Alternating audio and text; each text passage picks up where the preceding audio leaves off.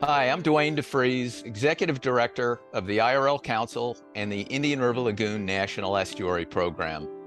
Welcome to our One Lagoon, One Voice podcast. Each week, myself or one of my staff members will host leaders in the community, scientists along the lagoon, people who know a lot about the system to talk about some of the problems and, most importantly, some of the solutions to solve the Indian River Lagoon's health and make sure it's great for future generations. If you enjoy hearing us talk story about the lagoon, like and subscribe to this podcast. So let's get the show started and let's talk a little lagoon. Thank you for joining us today. We're really excited about our One Lagoon, One Voice podcast. And today we've got a very special guest. We have Charlie Sembler. And if you're living anywhere around the Sebastian area and you hear the name Sembler, you'll know that this family goes back generations. And we're going to have a conversation really about Charlie's view of the Indian River Lagoon, not only through his eyes as a former commercial fisherman, actually a current commercial fisherman, but also a former representative of Florida in the House of Representatives.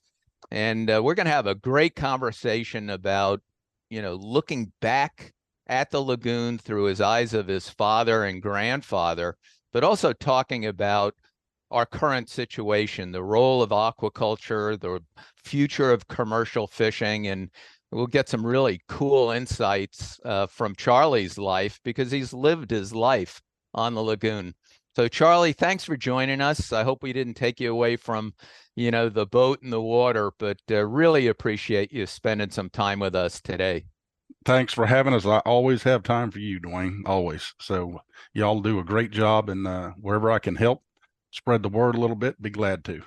Well, fantastic. And, you and I have talked a lot over the years. I can't even remember when we first met, but I think back when you were first elected to the House, and have had conversations both related with water quality, lagoon issues. And what I'd like to do is to start by seeing the lagoon through your father's and your grandfather's eyes. So do you have some recollections you'd like to share with our audience, about what that lagoon looked like when you guys were out there fishing? Well, if you want to start out in the very beginning, it's going to be in the year 1901. My great-great-grandfather. And my great-grandfather, who I was named after, Charles William Sembler, was just a youngster, a teenager at the time. And he would record notes and had a journal where he would write about places such as the Banana River. And he would talk about how the Banana River was just such an anomaly within the Indian River. And he would go on to describe in great detail spotted sea trout, blue crabs, shrimp, oysters, anything with an exoskeleton, just at how rich the waters were in the Banana River and the diversity of the wildlife that you had back then. Now, mind you got to remember, there was no Cape Canaveral then. There was no crawler way. The only thing that was at the Cape at that point in time was a lighthouse. That was it. There was nothing else. So that, when you look at that period of time and then you fast forward through the decades, through World War I, through the Great Depression, World War II, you really went from an agrarian type of Indian River Lagoon basin where it was farming, fishing, ranching, to the industrial kind of revolution, and then you had the high tech back then, the Cape coming online with the Air Force tracking stations and things like that. So it just seems like every 20, 30 years, the Indian River kind of gets reinvented, if you will. But the one thing that has been constant, that is the biggest marked difference between our family's history and what we're looking at now, is just the sheer numbers of people, because there's a lot of paving, a lot of concrete, a lot of steel, a lot of rooftops. And that is the one constant that we have very little control over, because everybody wants to live here and have a piece of it.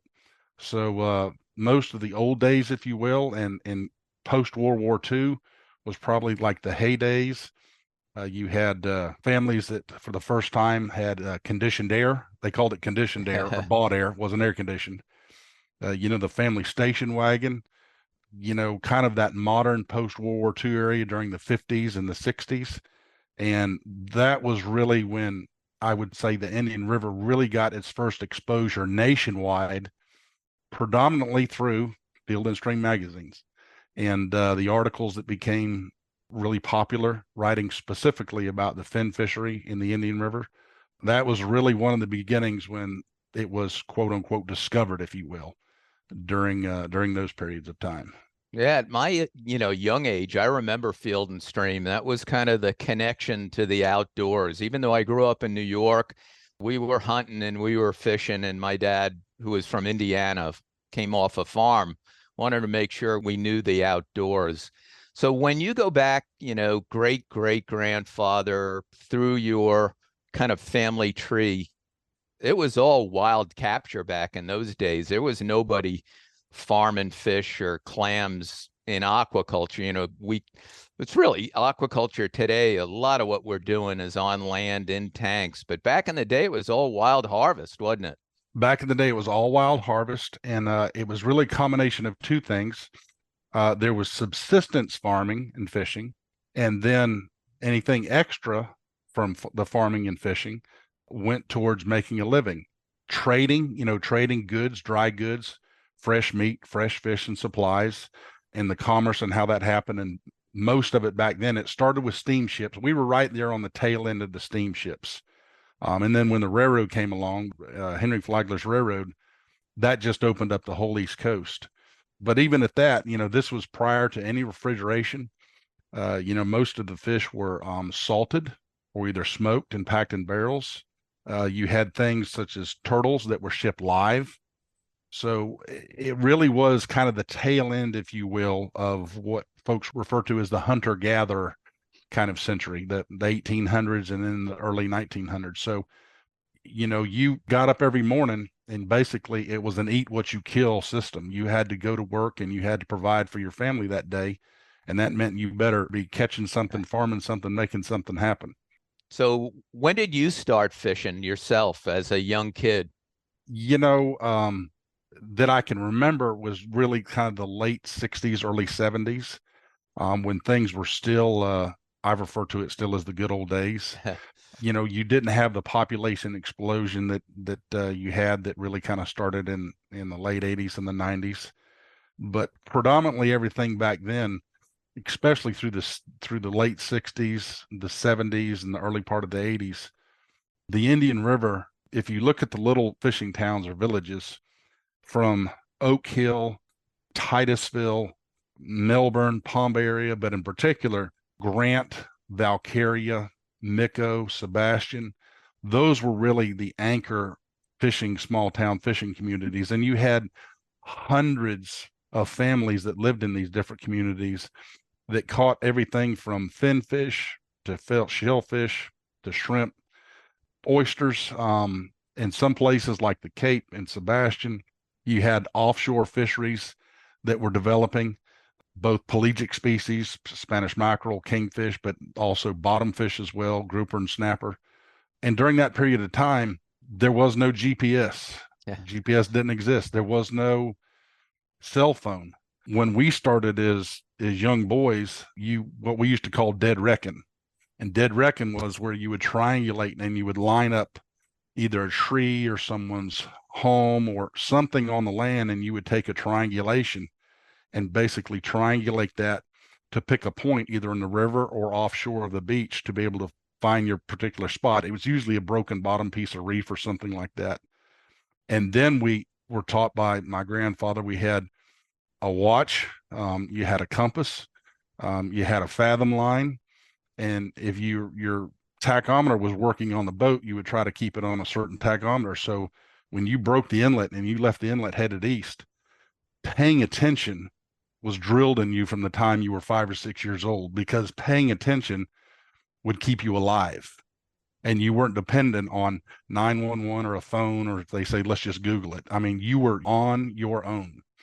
That's probably the biggest difference that I see now from the way we grew up and learned how compared to what you have today. So that fathom line, I think our audience probably doesn't know what that is, but basically it's a rope with a weight and you're tossing it to see how deep the water is. It's not like you're reading, electronic gauges. That's right. You have a knot tied in it every 6 feet, a fathom. So you would have your watch if you were going so many minutes east and a due heading on your compass, so many minutes east, and you looked at your tachometer if it was working. But a lot of times you'd have to attune your ear and know how fast you were going by the sound of your engine. And you could literally kind of find your way. I mean, it was as primitive as it got. But today everybody has a smartphone. And in almost every smartphone you have everything at your disposal. I mean, the amount of information, GPS, coordinates, storage, plotting. I mean, you can just do incredible things today as compared to back then. If we would have seen something like that back then, we probably would have thrown it overboard, thinking it was a trick or a joke. But that's how far things have come.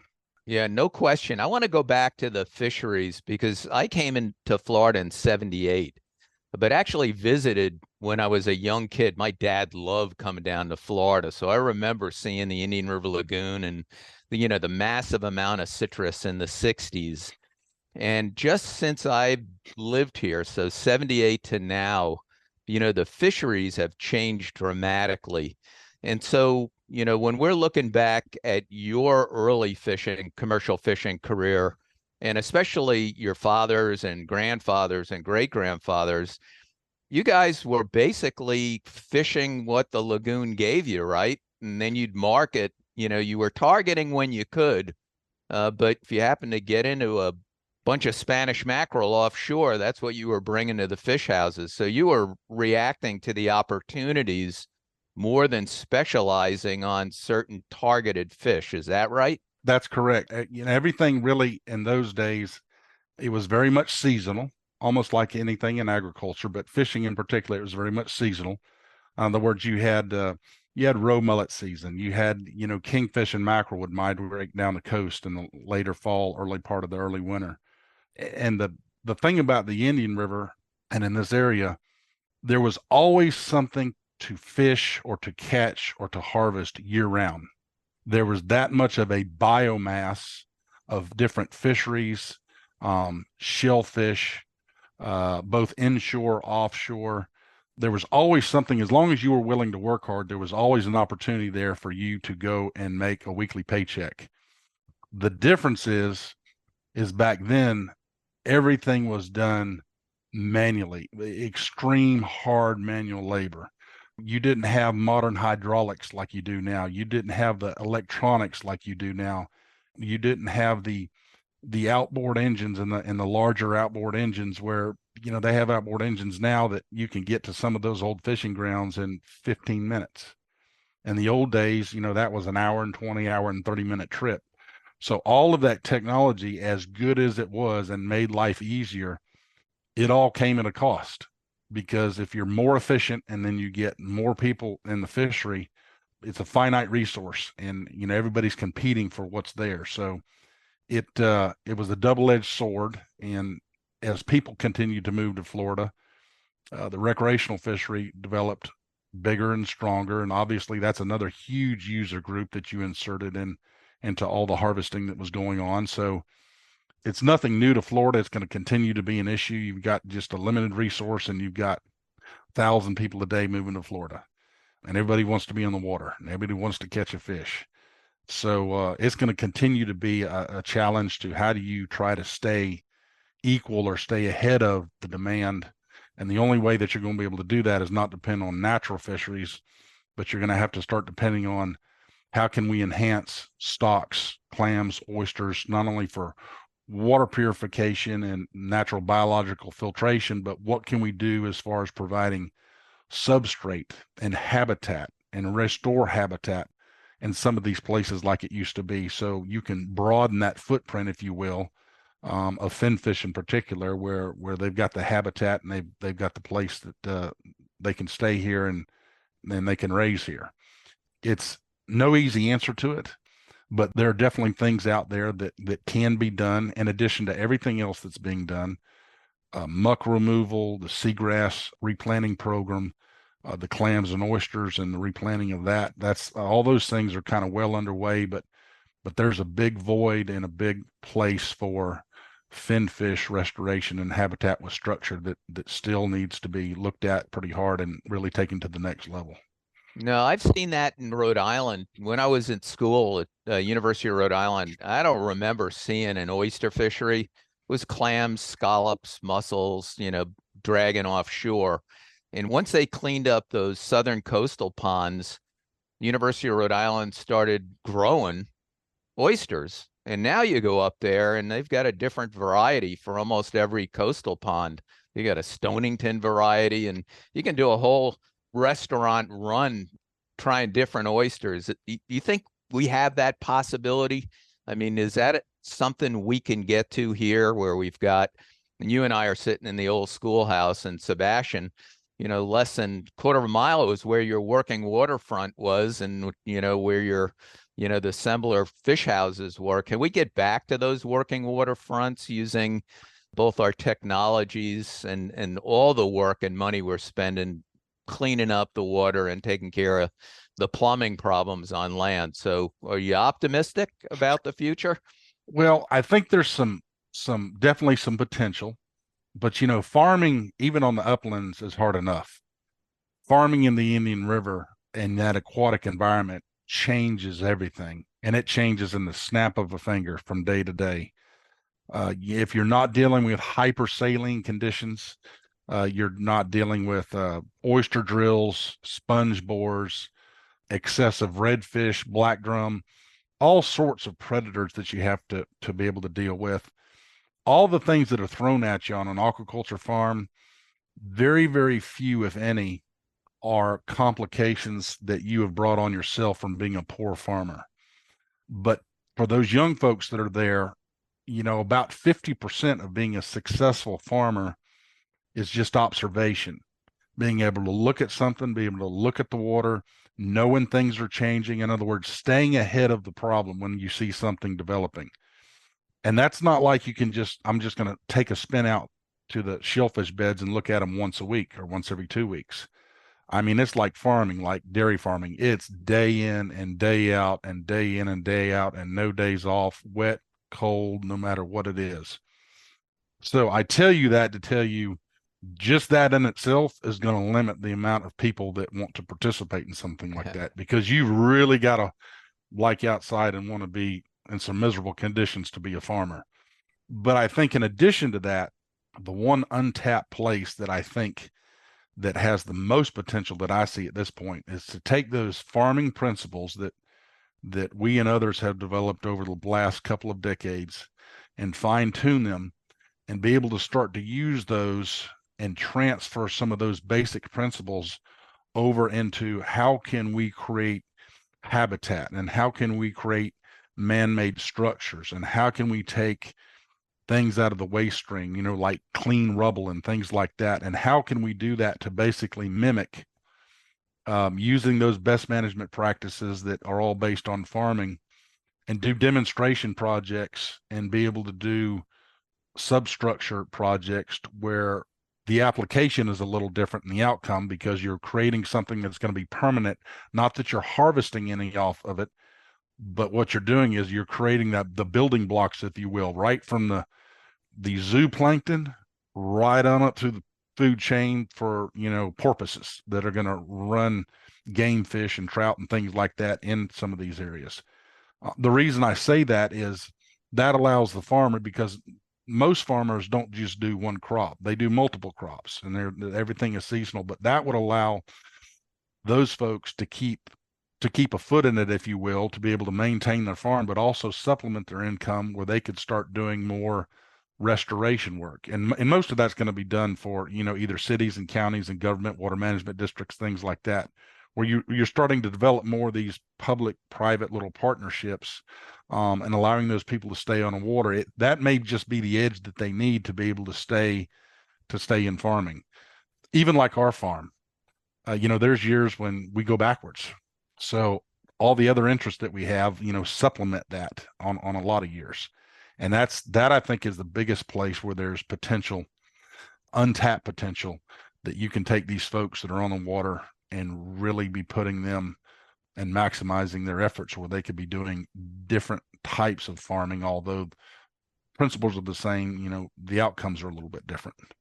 No, I think that's an incredible opportunity, not just for the Indian River Lagoon, but the whole state of Florida. We have so much water, so much potential, and this history of domestic commercial fishing for food. I mean, I grew up where, you go out clamming and you bring them back, and you're farming locally, eating locally. And I hope to get back to that, as we get our water quality better. What are you farming right now? So I know you've got the Sembler dock right here in Sebastian. What are your crops right at the moment? Well, it's primarily clams and oysters, and we have a couple of younger folks that are farmers down there, and one of them who's a young lady who works harder than any man I've ever seen. She's just incredible. She's a great hard worker, and she farms oysters, and she's done very well. But also she has times when a lot of them die, and she goes through that cycle of farming, like, what the world am I going to do? And I tell her, I said, Nicolette, I said, that's farming. And I said, you keep planting and you keep planting and you keep planting. And I know that it seems like it's putting good money after bad, but that is the nature of the farming business. Clams in particular, our shellfish beds are located about 2.5 miles southwest of Sebastian Inlet. So there's things that we go through just like everybody else when we don't have a lot of rainfall and you get hypersaline conditions. And then sometimes you get excess rainfall and you have too much kind of fresh water. And that's the whole thing based on this Indian River. And I know folks in Brevard County and Banana River have had discussions, and even in Vero Beach they've had discussions on breaching the barrier island, and what are we going to, let's take some of that ocean water and create flushing, if you will, or see if we can't dilute down, quote unquote, some of the bad water in the Indian River. But the issue with that is the Indian River is an estuary. And by definition, that is the right combination and the boundaries of the right amount of salt and the right amount of fresh that mix. Well, you can breach that barrier island and you can pump water, but it will forever change and make that more of a high saline marine ecosystem than it will traditionally what we all know is the Indian River, Banana River, and like in the North Vero area. So there's things that could be done, but there's also things that probably will never be undone, if you will, just because of the amount of money that would take and the political scene that you would have to go through to be able to achieve some of those things. So I think that's why it's important when I talk with folks and I visit with them, I said, you need to pick something that's achievable. And when I say achievable, it may take a decade or two, and all good things are going to take effort like that. But as far as to have restoration, and you want to open a 1945 Field and Stream magazine, and you point to the article about they did on the Indian River, Banana River, and say, that's what we want it to look like. That's not realistic. There's not enough money that you can print to get to that point. The hydrological changes and the hydrodynamics that the causeways have caused and other things like that are really going to be forever. I mean, those things are not going to change more than likely. And it's not just water flow, but it's also larval migration. I have a good friend over on Sarasota Bay, Dr. Dave Tomasco. He calls those causeway corners dust collectors because the water is always bad, especially summertime, super shallow, super hot, and you just don't get good flow patterns unless the wind's blowing. To give you an idea, we actually ran some numbers on causeway bridge crossings on the whole system. It's over 30. And so where we've got, and Brevard's got some of the longest causeways with some of the shortest bridge spans. It really does. It's not just the water flow, it's the patterns, Correct. Seagrass has to go to seed, and those seeds, get moved around. And if you can't get into a corner, you're not going to have recruitment for seagrasses when they want to expand. So, and I wish we knew more about those impacts to like small fish, the larval forms, because my guess is the impacts were way more than what we know and what we think.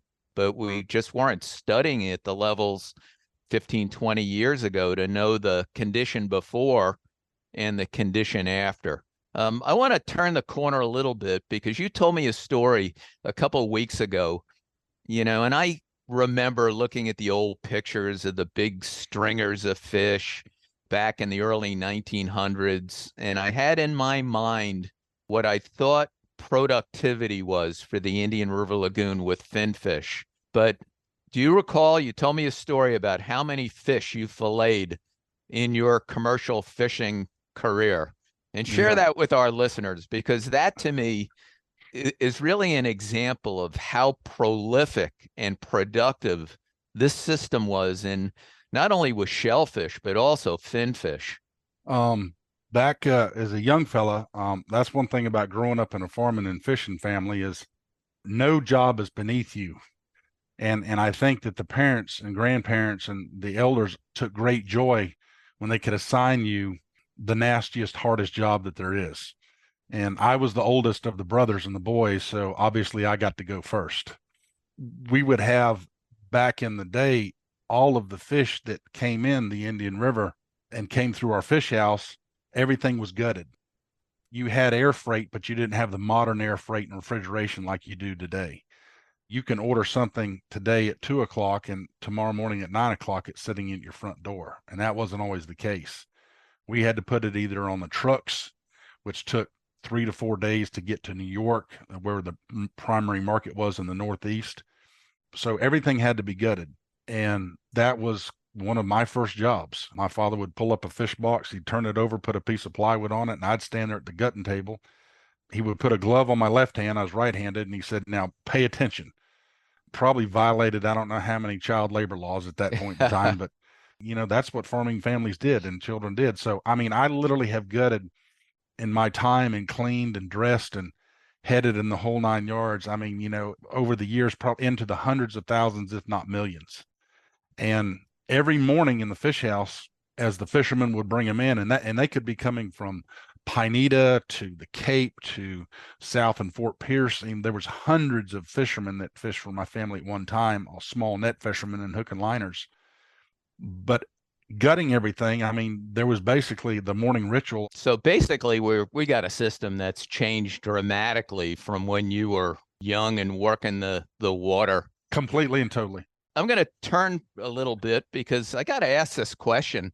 So you ran for elected office, a House seat in the Florida House of Representatives when you were in your 20s, right? Yes, sir. I was appointed at 21 years old by Governor Martinez to the Sebastian Inlet Commission, ran for re-election and won. And then I was 24 years old, and Dale Patchett, the legislator that had represented Indian River area for 14 years, came to me. I'll never forget. We were unloading kingfish. We were right in the middle of kingfish season, and he said, "I want to talk to you." And he said, "I want you to think about doing this." Now I'm 24 years old, farming, fishing on the water. Manners probably and decorum was not high on the list. When you grew up around a fish house without thinking about it. But that's one thing about being young, because I got married in the fall at 24, and then all of a sudden the next year, Beth and I said, "Well, we're going to run for the legislature." So I was 25 when I was elected, and it seems like 2 lifetimes ago. It was a long time ago. But back then, this whole place was different. The Indian River was different. We didn't have the deluge of new folks that we have now. And now I sit here at 58 years old. I'm old. I'm worn out. I don't have the patience that I used to, but and that's why I'd never make a good school teacher. And all the good school teachers out there, that their patience are just, it's so important doing the job that you do and others do. About, there's so many new people coming in here, and you've got to be patient. You've got to spend the time with them. You've got to try to get them up to speed and get them to be allies of yours to sustain the level of effort that so many folks along the Indian River have spent the last, really until about 2010, 2011, when really, everything collapsed. That level and intensity of effort from tens of thousands of people has gotten us where we are today, with record numbers of appropriations from the Florida Legislature record numbers of interest and partnerships and cost sharing. That is what did it. That's what got it to that level. And that's what it's going to take to continue to move into the next decade or two to be able to finish up on some of the things that you've been working on that will make a difference. It's going to take a while, but it will make a difference. So, Charlie, what do you think is achievable? Where should we target and focus the next step? Well, I think a couple things come to mind. Number one is that obviously the gold standard and the one thing that really is the nucleus, if you will, it keeps all of Indian River. It's a good barometer, gauge its health is seagrasses. And I know there's several companies that are in seagrass, planting programs, and they're trying different places, they're trying different technologies. That more than anything else is the gold standard that provides habitat for a whole different array of animals and plants and plankton and zooplankton and everything in between. But I would tell you the most achievable goal that I think when you look at return on investment, in other words, if you look at, what can we do that, for lack of a better term, that the simplicity of it is the genius of it. And I think the one area, like we mentioned before, that has the biggest potential, hands down, where there's no delayed gratification on seeing it come to fruition, is starting to put in substrate and to be able to do substrate projects. The grass is going to take decades to recover, even if you started today and nothing went wrong. The clams and oysters through the artificial seeding programs is going to be a year in and year out type of endeavor, and that's going to be all based on appropriation. But when you put a piece of substrate in the bottom, on day one, within 24 hours, you've taken a blank, if you will, a piece of substrate, and you've put it in there. Within 24 hours, day one, you've started recruiting organisms to that particular substrate. And the good thing about doing substrate like that is, if it's done in the right site selection areas where you stay away from the high energy areas, if you do the areas where you have the best chance of the most diverse amount of biological types of organisms attaching themselves, it's literally a mini reef is what it is, but attaching themselves to it. And then you have the food chain from, like I say, from the smallest zooplankton to game fish, to oysters, to mussels, barnacles, sea squirts. You have everything from, plankton size organisms right on up through the largest game fish type of porpoise or shovel-nosed sharks or black tips using it. I think that, like I say, more than anything else, that has the best potential to see immediate results, instant gratification, very cost effective, and more than very, very importantly, that the public can see it. In other words, you go down and you take a GoPro of some of these live structures that you put in there where you've got just all these different organisms that have taken up residence, and you will, and you've got some video and tape that you can do, and you could literally do hundreds of these sites, but something you can show the public where they say, here was the effort, here's the dollars that it took to put it together, and here's the results, and here's the time frame in which the results were proven and put forward. And it's not an unnatural thing we're talking about, because if you look back at the old late 1800, early 1900 photographs, a lot of the lagoon shorelines were coquina outcrops, and you'd see these fingers sticking all the way into the lagoon with almost beaches that were just solid coquina fragments. And so a lot of that got mined for construction and roads. And so that was kind of the beginning of the change in the land-water connection. So really what you're talking about is kind of recreating something we had naturally before and lost back in the day. Yes. So many of our listeners may not realize, Charlie, that you're also an artist, and you've got a lot of your art pieces along Sebastian Drive. Particularly, one of my favorites is your tribute to our armed service members. So for anybody's down here visiting, in Sebastian, make sure you take a look for these statues and pieces of artwork along the drive. So, tell me, how long you've been doing art? Um, well, it was kind of by default. When you grew up in our family, you had to be the fixer and welder and plumber and electrician on everything that broke down at the fish house. So that was kind of one of my jobs. One thing kind of led to another, and I try to work in primarily stainless steel, obviously, because it's an assault environment, and started making these little sea creatures, if you will, and then mermaids, and then seahorses, and then moray eels, and one thing led to another, and it kind of took on a life of its own. I've gotten Christmas cards and postcards and things like that from people I don't even know from all over the United States that have taken pictures with it. And sometimes during the holidays, we'll dress it up with lights and kind of make it kind of festive and nice. And it's one of those little kind of relief valves, if you will, that I did just to kind of decompress. And as I got to doing more and more of it, then it kind of turned into not so much of a hobby, but more I had to kind of keep up with it, and people wanted to see new things. But that's kind of how it started, and it's just really that extra thing that kind of gets you through the hard days when you can just focus on that. No, I think that's great. So I'm going to use a clam joke. As we wrap up, any pearls of wisdom? So you've seen the Indian River Lagoon literally from the water's edge. I don't know any waterman that I've met in Florida has got more experience, real life experience on the lagoon. You did, what was it, 10 years in the Florida Legislature?